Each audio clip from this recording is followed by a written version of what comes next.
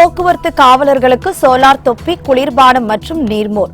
வெயில் கொடுமையிலிருந்து தற்காத்துக் கொள்ள காவல்துறை ஏற்பாடு.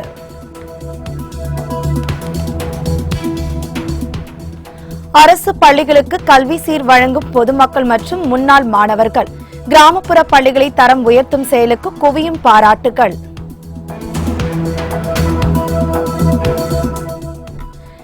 திருச்சி அருகே இடிந்து தொங்கும் கொள்ளிடம் ஆற்று பழைய பாலம். உயிர் சேதம் ஏற்படும் முன் பாலத்தை இடிக்க சமூக ஆர்வலர்கள் வலியுறுத்தல். பழனி ஆவினன்குடி கோவிலில் பங்குனி உத்திர திருவிழா. கொடியேற்றத்துடன் தொடங்கிய விழாவில் ஏராளமான பக்தர்கள் பங்கேற்பு.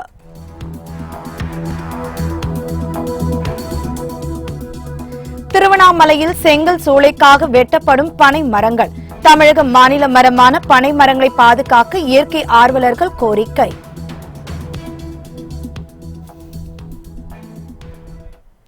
ஈரோடு அருகே போக்குவரத்து காவலர்களுக்கு குளிர்பானம் மற்றும் நீர்மோர் உள்ளிட்டவை வழங்கப்பட்டன. கோடை வெயிலின் தாக்கத்திலிருந்து தற்காத்துக் கொள்ளும் வகையில் போக்குவரத்து காவலர்களுக்கு காவல்துறை சார்பில் குளிர்பானம் மற்றும் நீர்மோர் வழங்கப்படுவது வழக்கம். அதன்படி ஈரோடு மாவட்டம் கோபிச்செட்டிப்பாளையத்தில் காவல்துறை துணை கண்காணிப்பாளர் கிருஷ்ணசாமி போக்குவரத்து காவலர்களுக்கு நீர்மோர், குளிர்பானம் உள்ளிட்டவற்றை வழங்கினார். இந்நிகழ்ச்சியில் காவல் ஆய்வாளர் சோமசுந்தரம், போக்குவரத்து காவல் ஆய்வாளர் பாலசுப்ரமணியம் மற்றும் காவலர்கள் பலரும் கலந்து கொண்டனர். கோடைக்காலம் முடியும் வரை இந்த குளிர்பானம் மற்றும் மோர் வழங்கப்படும் என அதிகாரிகள் தெரிவித்தனர். கடலூரில் போக்குவரத்து காவலர்களுக்கு சோலார் தொப்பி மற்றும் பழச்சாறு வழங்கும் திட்டம் தொடங்கப்பட்டது. சாலையில் நின்று போக்குவரத்தை சீர் செய்யும் போக்குவரத்து காவலர்கள் கோடை வெயிலில் இருந்து தங்களை தற்காத்துக் கொள்ளும் விதமாக அவர்களுக்கு சோலார் தொப்பி, சோலார் கண்ணாடி, பழச்சாறு, நீர்மோர் உள்ளிட்டவைகள் வழங்கப்பட்டு வருகிறது. அதன்படி கடலூரில் பழச்சார், நீர்மோர் வழங்கும் திட்டத்தினை மாவட்ட துணை கண்காணிப்பாளர் சாந்தி தொடங்கி வைத்தார். அவர் போக்குவரத்து காவலர்களுக்கு சோலார் தொப்பிகள், பழச்சாறு, தர்பூஷணி பழம், நீர்மோர் உள்ளிட்டவைகளை வழங்கினர். கோடைக்காலம் முழுவதும் இந்த குளிர்பானங்கள் வழங்கப்படும் எனவும் அவர் கூறினார். திருவண்ணாமலை மாவட்டம் வந்தவாசியில் மண்டல தேர்தல் அலுவலர்களுக்கான கலந்தாய்வு கூட்டம் நடைபெற்றது. திருவண்ணாமலை மாவட்டம் வந்தவாசியில் பிற்படுத்தப்பட்டோர் மற்றும் சிறுபான்மையினர் நல அலுவலர் லாவண்யா தலைமையில் வட்டாட்சியர் அலுவலகத்தில் கலந்தாய்வு கூட்டம் நடைபெற்றது. இந்த கூட்டத்தில் தேர்தலின் போது செய்ய வேண்டிய பணிகள் குறித்து மண்டல தேர்தல் அலுவலர்களுக்கு செயல்முறை விளக்கம் அளிக்கப்பட்டது. அப்பொழுது வாக்குப்பதிவு இயந்திரங்கள் உள்ளிட்ட பொருட்களை கொண்டு செல்வது குறித்தும் விளக்கப்பட்டன. இந்த கூட்டத்தில் வந்தவாசி வட்டாட்சியர் ஹரிக்குமார், காவல் துணை கண்காணிப்பாளர் தங்கராமன் மற்றும் அலுவலர்கள் பலர் கலந்து கொண்டனர்.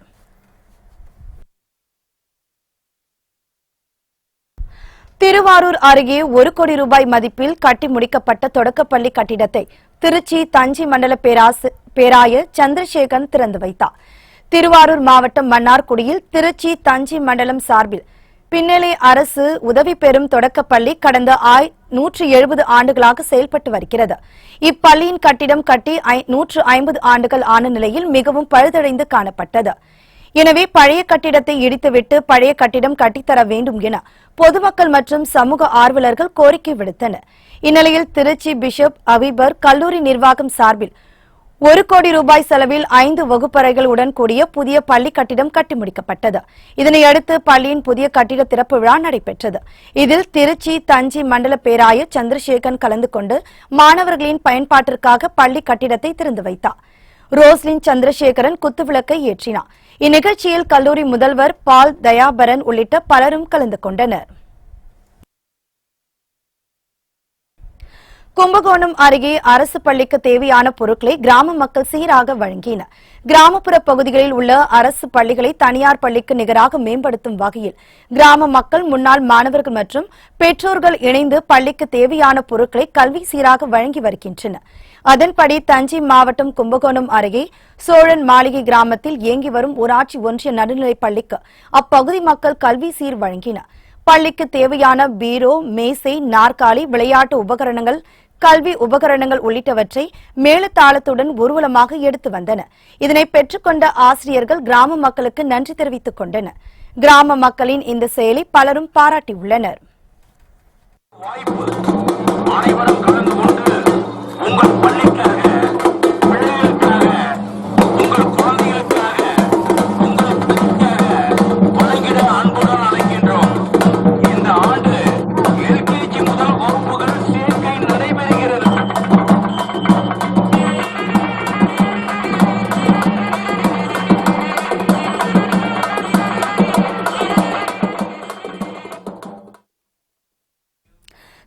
ஸ்ரீவில்லிபுத்தூர் அருகே அரசு பள்ளிக்கு தேவையான பொருட்களை கிராம மக்கள் கல்வி சீர்வரிசையாக வழங்கினர். விருதுநகர் மாவட்டம் ஸ்ரீவில்லிபுத்தூர் அடுத்த மாத்தூர் கிராமத்தில் ஊராட்சி ஒன்றிய நடுநிலைப் பள்ளி செயல்பட்டு வருகிறது. இப்பள்ளியில் அந்த கிராமத்தை சேர்ந்த மாணவ மாணவிகள் பயின்று வருகின்றனர். பள்ளியின் தரத்தை உயர்த்தும் வகையில் கிராம மக்கள் பள்ளிக்கு கல்வி சீர் வழங்கினர். இதில் பீரோ, மேசை, நாற்காலி, குடிநீர் கேன், நோட்டு, புத்தகம், எழுதுகோல் உள்ளிட்ட பொருட்களை கல்வி சீராக வழங்கினர். இதனை பெற்றுக்கொண்ட ஆசிரியர்கள் கிராம மக்களுக்கு நன்றி தெரிவித்துக் கொண்டனர்.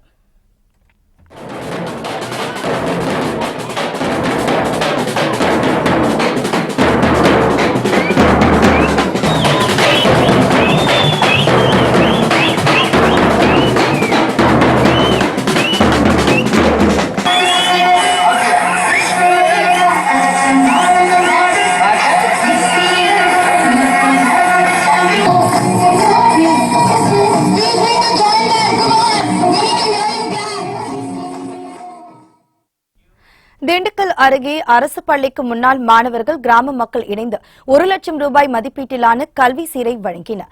திண்டுக்கல் மாவட்டம் நத்தம் அருகே பூதக்குடி பகுதியில் ஊராட்சி ஒன்றிய தொடக்கப்பள்ளி செயல்பட்டு வருகிறது. இப்பள்ளியில் சுற்றுவட்டார பகுதிகளைச் சேர்ந்த 200க்கும் மேற்பட்ட மாணவ மாணவியர்கள் படித்து வருகின்றனர். இந்நிலையில் பள்ளியில் தரத்தை உயர்த்தும் வகையில் இப்பள்ளியின் முன்னாள் மாணவர்கள் மற்றும் கிராம மக்கள் இணைந்து 1 லட்சம் ரூபாய் மதிப்பீட்டிலான பொருட்களை கல்வி சீராக வழங்கினர். பள்ளிக்கு தேவையான கணினி, பிரிண்டர், பீரோ, மேசை, நாற்காலி, விளையாட்டு உபகரணங்கள், எழுதுகோல் உள்ளிட்ட பொருட்களை வழங்கினர். இதேபோன்று நத்தம் லிங்காவாடி கிராமத்தில் உள்ள அரசு பள்ளிக்கு 60,000 ரூபாய் மதிப்பீட்டிலான பீரோ, மேசை, நாற்காலி உள்ளிட்ட பொருட்களை கல்வி சீராக வழங்கினர். பொருட்களை பெற்றுக்கொண்ட ஆசிரியர்கள் கிராம மக்களுக்கு நன்றி தெரிவித்துக் கொண்டனர்.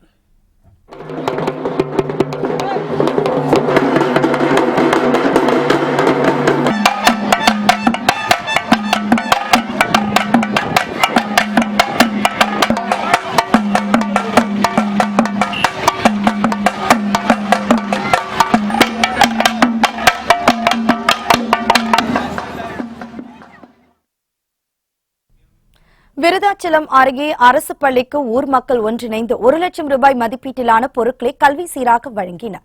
கடலூர் மாவட்டம் விருதாச்சலம் திருவிக்கா நகரில் நகராட்சி தொடக்கப்பள்ளி செயல்பட்டு வருகிறது. இதில் 100க்கும் மேற்பட்ட மாணவ மாணவியர்கள் பயின்று வருகின்றனர். இந்நிலையில் மாணவர்களின் நலன் கருதியும் பள்ளியின் தரத்தை உயர்த்தவும் பள்ளிக்கு கல்வி உபகரணங்களை வழங்க ஊர் மக்கள் முடிவு செய்தனர். இதனையடுத்து ஊர் மக்கள் ஒன்று கூடி 1 லட்சம் ரூபாய் மதிப்பீட்டிலான கணினி, பீரோ, மேசை, நாற்காலி, கற்றல் உபகரணங்கள், விளையாட்டு உபகரணங்கள் உள்ளிட்டவற்றை வாங்கி ஊர்வலமாக எடுத்து வந்தனர். தலைமை ஆசிரியர்கள் மற்றும் ஆசிரியர்கள் ஆரத்தி எடுத்து ஊர் மக்களை வரவேற்றனர். பொருட்களை பெற்றுக்கொண்ட ஆசிரியர்கள் நன்றி தெரிவித்தனர். மேலும் அடுத்த ஆண்டில் பள்ளியில் சேரவுள்ள மாணவர்களுக்கு மாலை அணிவித்து கௌரவிக்கப்பட்டது. திருச்சி அருகே இடிந்து தொங்கும் கொள்ளிடம் ஆற்று பாலத்தை இடித்து பெரும் உயிர் சேதத்தை தடுக்க வேண்டும் என அப்பகுதி மக்கள் மற்றும் சமூக ஆர்வலர்கள் கோரிக்கை விடுத்துள்ளனர். திருச்சி மாவட்டம் சமயபுரம் 1ஆம் எண் சுங்கச்சாவடி பகுதியில் கொள்ளிடம் ஆற்றிற்கும் காவிரி ஆற்றிற்கும் இடையே 1924ஆம் ஆண்டு ஆங்கிலேயர்களால் இணைப்பு இருப்பு பாலம் கட்டப்பட்டது. இந்த பாலம் சிதிலம் அடைந்ததை அடுத்து புதிய பாலம் கட்டப்பட்டது. ஆனாலும் பாதி இடிந்து விழுந்த பழைய இரும்பு பாலம் முழுமையாக அகற்றப்படாமல் இருக்கிறது. இதனால் அப்பகுதியில் செல்லும் மாணவர்கள், ஆற்றில் துணி துவைப்பவர்கள், குளிப்பவர்கள் என பலரது உயிருக்கு அச்சுறுத்தலாக உள்ளது.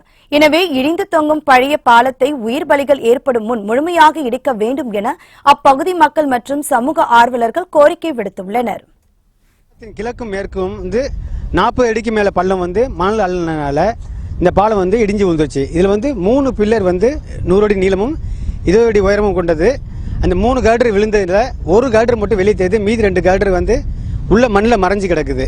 இந்த ஒரு கார்டர்னால மக்கள் அதிகமாக குளிக்கிறதுனால உயிரிழப்பு இருக்க வாய்ப்பு உண்டது.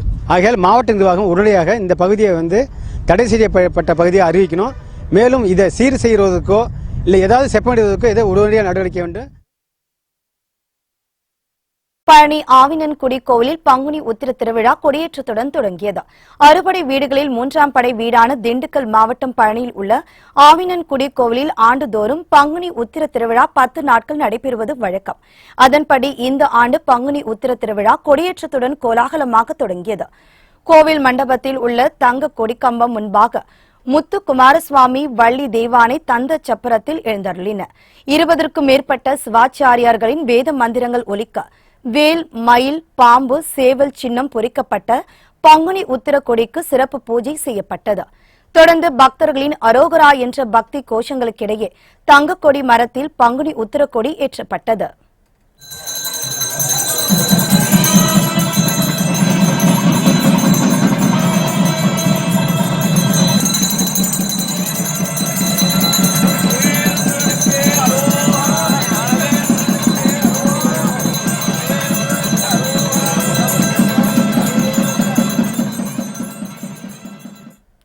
இதில் ஏராளமான பக்தர்கள் கலந்து கொண்டு வழிபாடு செய்தனர். விழாவின் முக்கிய நிகழ்வுகளான திருக்கல்யாணம் 20ஆம் தேதியும் திருத்தேரோட்டம் 21ஆம் தேதியும் நடைபெற உள்ளது.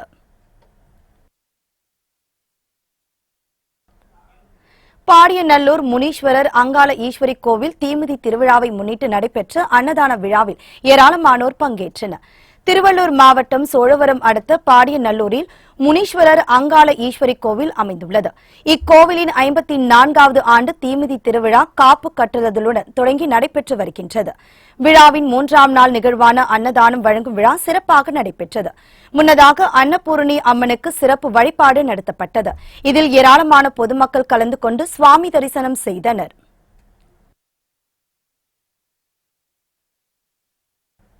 சத்தியமங்கலம் அருகே பத்ரகாளி அம்மன் கோவிலில் கும்பாபிஷேகத்தை முன்னிட்டு நடைபெற்ற யாக பூஜையில் ஏராளமான பக்தர்கள் கலந்து கொண்டனர்.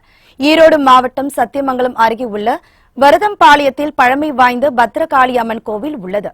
கோவில் கும்பாபிஷேகத்தை முன்னிட்டு விக்னேஸ்வர பூஜை வெகு விமர்சையாக நடைபெற்றது. பவானி படித்துறையிலிருந்து தீர்த்தக்குடம் எடுத்து 500க்கும் மேற்பட்ட பெண்கள் மணிக்கூண்டு, கடைவீதி உள்ளிட்ட பகுதிகள் வழியாக ஊர்வலமாக மேளதாளம் முழங்க பக்தி பரவசத்துடன் ஊர்வலமாக வந்தனர். இதனையடுத்து பக்தர்கள் கொண்டு வந்த தீர்த்தங்களை கொண்டு முதல் கால யாக பூஜை நடைபெற்றது. இதில் பல்வேறு பகுதிகளிலிருந்து ஏராளமான பக்தர்கள் கலந்து கொண்டனர்.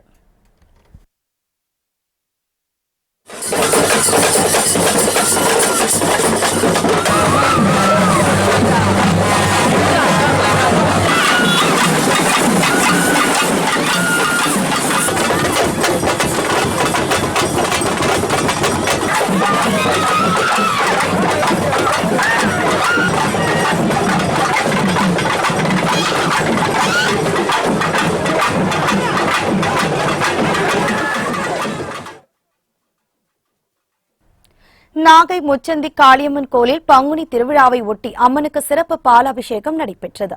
நாகை மாவட்டம் வெளிப்பாளையத்தில் முச்சந்தி காளியம்மன் கோவில் உள்ளது. இங்கு கடந்த 8ஆம் தேதி பங்குனி திருவிழா கொடியேற்றத்துடன் தொடங்கியது. இந்நிலையில் வெளிப்பாளையம் சிவன் கோவிலிலிருந்து ஏராளமான பக்தர்கள் தலையில் பால் குடங்களுடன் பக்தி பரவசத்துடன் ஆடிப்பாடி காளியம்மன் கோவிலுக்கு வந்தடைந்தனர். பக்தர்கள் கொண்டு வந்த பாலை கொண்டு முச்சந்தி காளி அம்மனுக்கு பாலாபிஷேகம் செய்யப்பட்டது. இதில் ஏராளமான பக்தர்கள் கலந்து கொண்டு அம்மனை வழிபட்டனர்.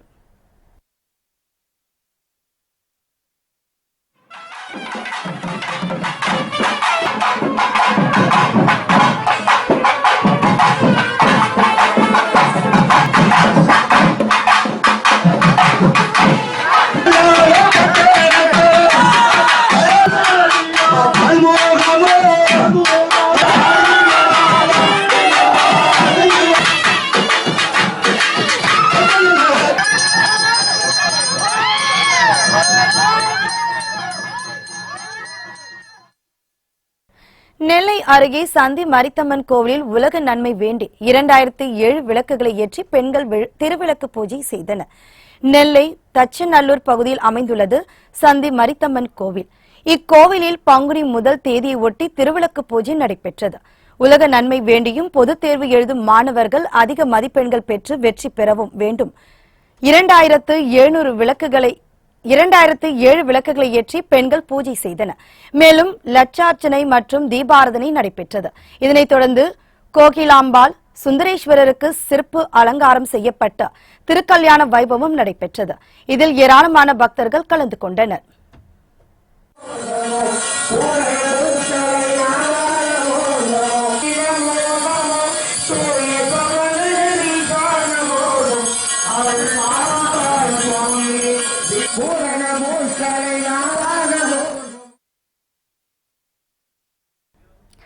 சிவகங்கை அருகே உள்ள ஸ்ரீ வெட்டுடையார் காளியம்மன் திருக்கோவிலில் பங்குனி மாத கொடியேற்ற திருவிழாவில் திரளான பக்தர்கள் கலந்து கொண்டனர்.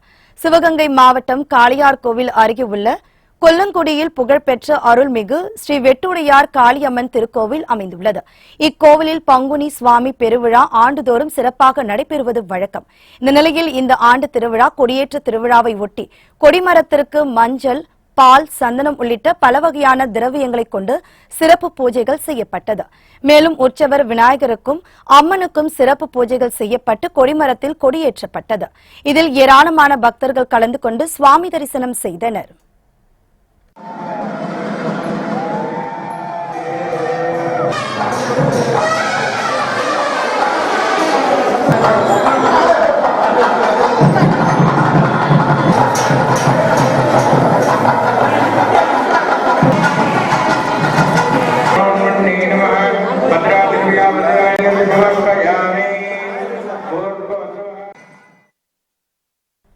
மதுரை அருகே மழலையர் ஆரம்ப பள்ளியின் ஆண்டு விழாவில் மாணவர்கள், பெற்றோர்கள் என ஏராளமானோர் கலந்து கொண்டனர்.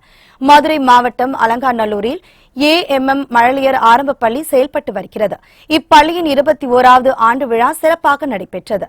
இதில் பல்வேறு போட்டிகளில் வெற்றி பெற்ற மாணவ மாணவியர்களுக்கு பரிசுகள் வழங்கப்பட்டன. மேலும் பெற்றோர்களுக்கான விளையாட்டுப் போட்டிகள் நடைபெற்றன. இதில் பெற்றோர்கள் ஆர்வமுடன் கலந்து கொண்டனர். தொடர்ந்து மாணவ மாணவியர்களின் கலை நிகழ்ச்சிகள் நடைபெற்றன.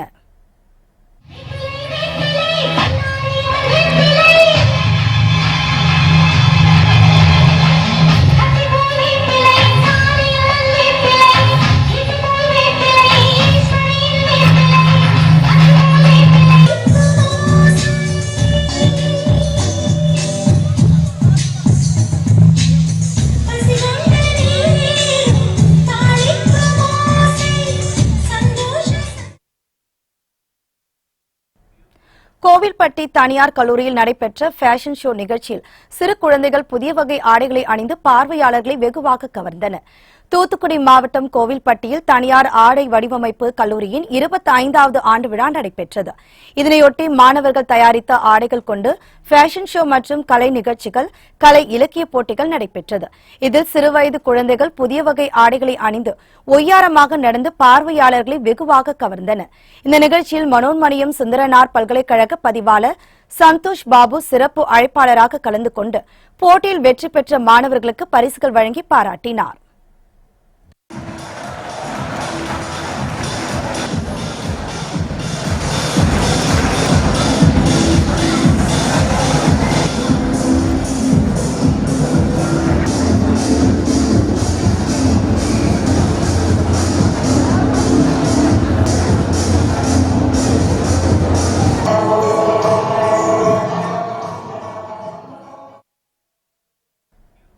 உடுமலை அமராவதி அணையில் நீர்மட்டம் குறைந்துள்ளதால் கோடைக்காலத்தில் குடிநீர் பற்றாக்குறை ஏற்படும் அபாயம் உள்ளது.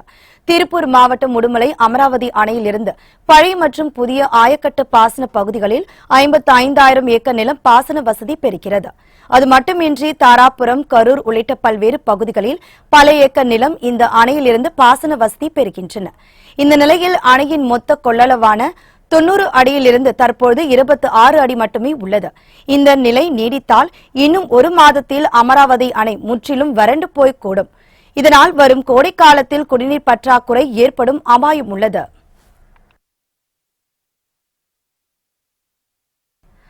தென்னை மரப்பூச்சி தாக்குதலுக்கு நடவடிக்கை எடுக்க வேண்டும் என விவசாயிகள் கரூர் கோட்டாட்சியரிடம் கோரிக்கை மனு அளித்தனர். கரூர் மாவட்டம் வேலாயுதம்பாளையம் பகுதியில் செயல்பட்டு வரும் தமிழ்நாடு காகித ஆலை நிறுவனம் நீரேற்ற பாசன சங்கத்தை சேர்ந்த விவசாயிகள் கரூர் கோட்டாட்சியர் சரவணமூர்த்தியிடம் கோரிக்கை மனு ஒன்றை அளித்தனர். அதில் கடந்த டிசம்பர் மாதத்தில் இருந்து தென்னை மரத்தில் ஒருவித பூச்சி நோய் தாக்குவதாகவும் இதனால் தென்னை மரங்கள் காய்ந்து கருவதாகவும் விவசாயிகள் வேதனை தெரிவித்துள்ளனர். நோய் தாக்குதலை கட்டுப்படுத்த உரிய நடவடிக்கை எடுக்க வேண்டும் என 500க்கும் மேற்பட்ட விவசாயிகள் கோரிக்கை விடுத்துள்ளனர்.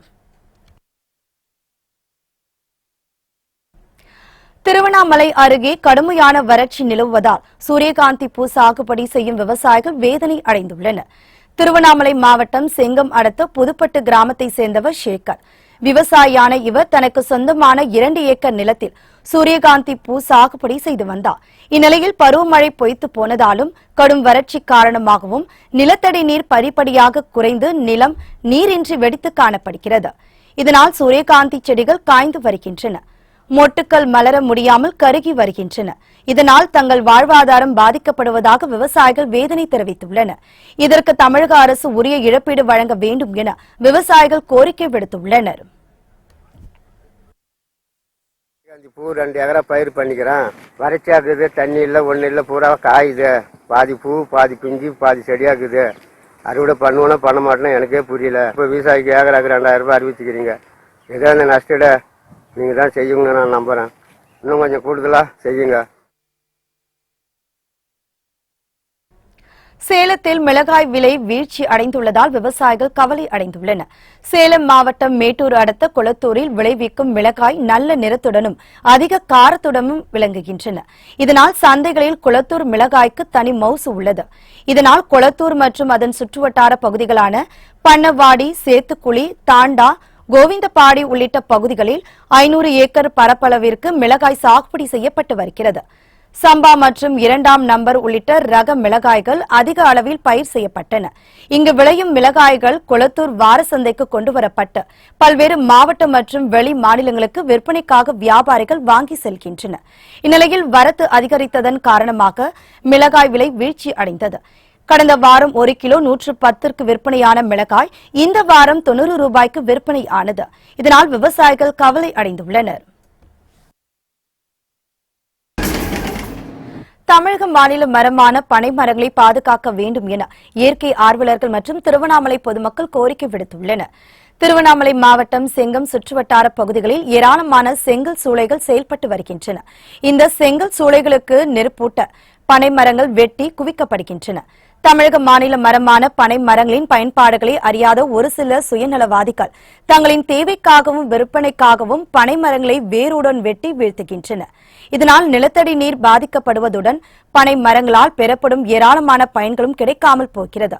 மேலும் பனை மரங்களை மட்டுமே நம்பி வாழும் தொழிலாளிகள் வாழ்வாதாரமும் கேள்விக்குறியாகிவிடுகிறது. இதனால் அழிவின் விளிம்பில் இருக்கும் தமிழக மாநில மரமான பனை மரங்களை பாதுகாக்க வேண்டும் என்றும் மரங்களை வெட்டும் சமூக விரோதிகள் மீது உரிய நடவடிக்கை எடுக்க வேண்டும் எனவும் சமூக ஆர்வலர்கள் கோரிக்கை விடுத்துள்ளனர். இன்று அந்த மரத்தை துண்டு துண்டாக கட் பண்ணி சூளைகளுக்கு பயன்படுத்துகிறாங்க. அதை எக்காரணம் தொட்டு தமிழக அரசு அந்த சூளைகளுக்கு பயன்படுத்துவதற்கு அனுமதி கொடுக்கக்கூடாது. மரத்தினால பலன்கள் மழை இல்லாமல் வறட்சியாக காணப்படுறதுக்கு காரணம் பனைமரம் தான்.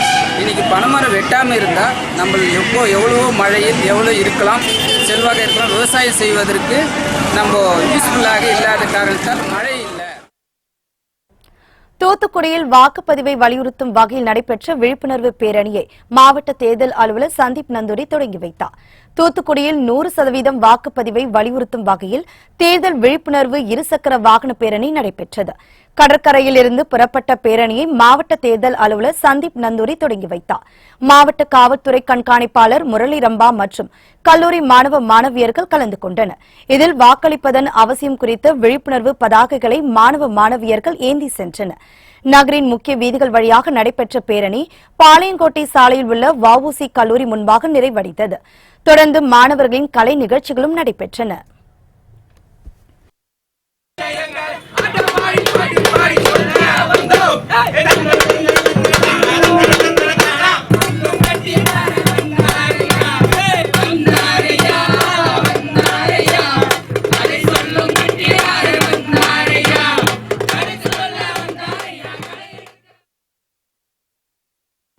வேலூரில் ஆயிரக்கணக்கான பெண்கள் கோலங்களை போட்டு விளக்குகளை ஏற்றி அனைவரும் வாக்களிக்க வேண்டும் என விழிப்புணர்வை ஏற்படுத்தினர். வேலூர் புதிய பேருந்து நிலையத்தில் மாவட்ட ஆட்சியர் ராமன் தலைமையில் 1000க்கும் மேற்பட்ட பெண்கள் இரவில் ஒன்றிணைந்து பல வண்ண கோலங்களை போட்டு அனைவரும் வாக்களிக்க வேண்டும் என விழிப்புணர்வு ஏற்படுத்தினர். கோலங்களில் வாக்களிப்பது நமது ஜனநாயக கடமை, பணம் பரிசு பொருட்களை பெற்றுக்கொண்டு வாக்களிக்க கூடாது, ஜனநாயகத்தை பாதுகாக்க வாக்களிக்க வேண்டும் என்பன போன்ற வாசகங்கள் எழுதப்பட்டிருந்தன. இதனைத் தொடர்ந்து கோலங்களில் விளக்குகளை ஏற்றி பறை இசைத்து வாக்களிப்பதன் அவசியம் குறித்து விழிப்புணர்வு ஏற்படுத்தப்பட்டது.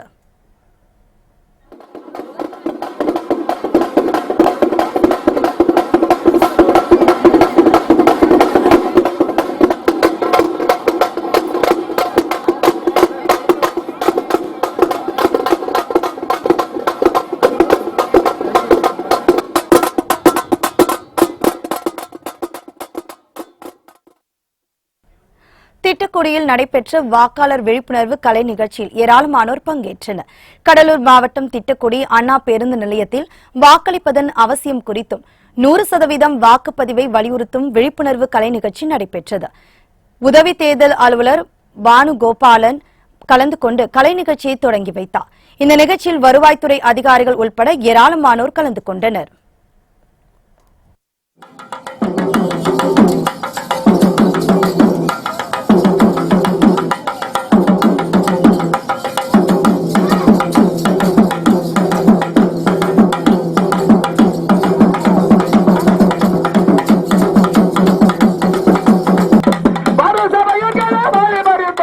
வணக்கங்க பல கோடி நாங்கள் சொல்ல போற கருத்துக்களை விவரமாக கவனமாக கேட்டு.